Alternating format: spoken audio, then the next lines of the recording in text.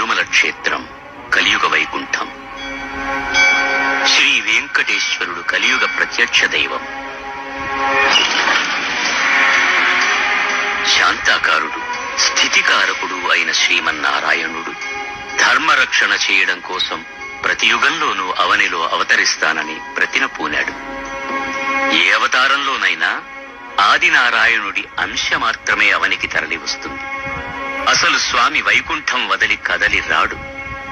ఆ అంశారూపంతోనే త్రేతాయుగంలో శ్రీరామచంద్రుడే ఉద్భవించి ఉన్నత విలువలను ఉద్ధరించాడు. ద్వాపర యుగంలో శ్రీకృష్ణుడే అవతరించి ఉపనిషత్తుల సారమైన భగవద్గీతను ఉపదేశించి వెళ్ళాడు.